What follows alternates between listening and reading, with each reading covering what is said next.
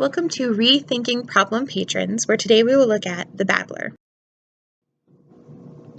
We all have them in our libraries, and Robertson coined terms for the various types of problem patrons that seem to exist everywhere, such as the mobile mom with the giant stroller that she always parks in everyone else's way, or the gum ghost who leads those giant chewed-up wads of gum under the table. There's Romeo and Juliet, the young couple so in love, who cannot keep their hands off of each other.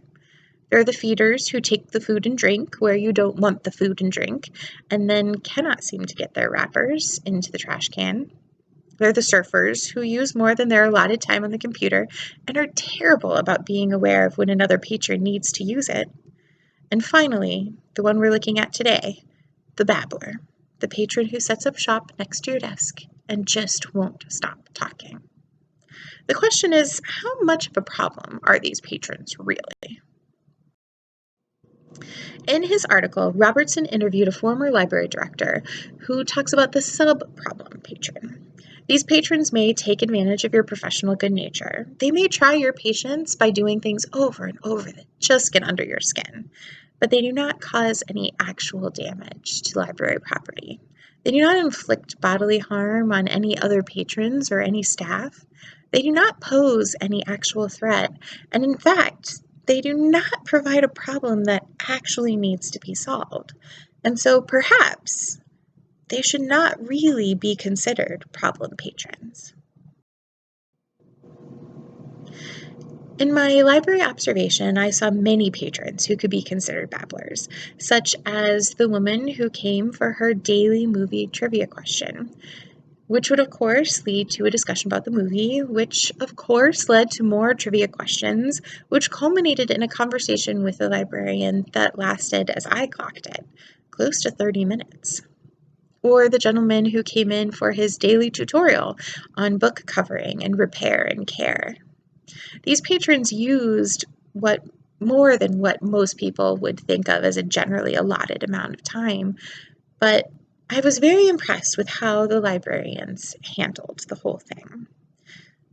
The librarians never, in their words, in their body language, or in their private conversations later, acted like these interactions were a waste of their time. In fact, these librarians always made sure that the patron felt valued and that they took the time to complete the interaction.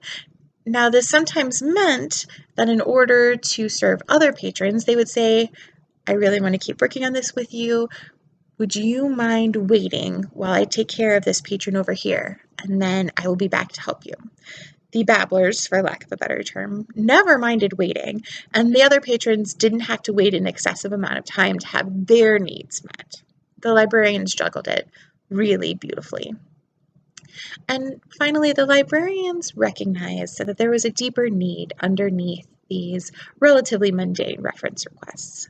The woman who came in for the daily movie trivia question lived alone and had no family and really just needed someone to talk to.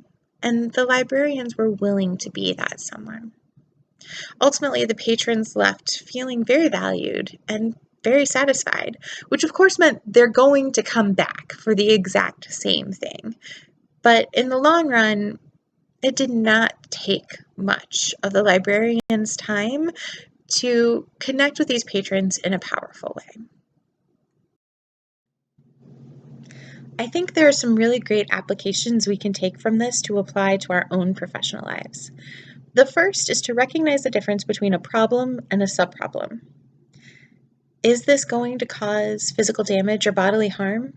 Does this pose a threat to anyone in the library? And if not, is this a problem that requires a drastic reaction? These are great questions to ask initially.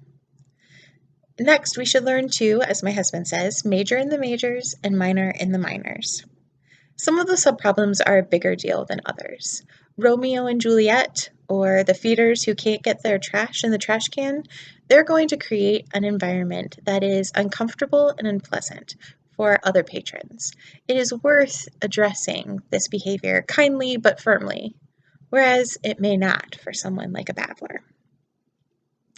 Finally, we should look for opportunities to meet our patrons' unspoken needs. I was incredibly impressed with the way these librarians took a very simple reference interaction on the surface and turned it into a powerful moment of connecting with the patrons and meeting a deeper need. I think if we can get good at doing this in our own professional lives, it could be the thing that transforms us from being a really good reference librarian to being an exceptional reference librarian.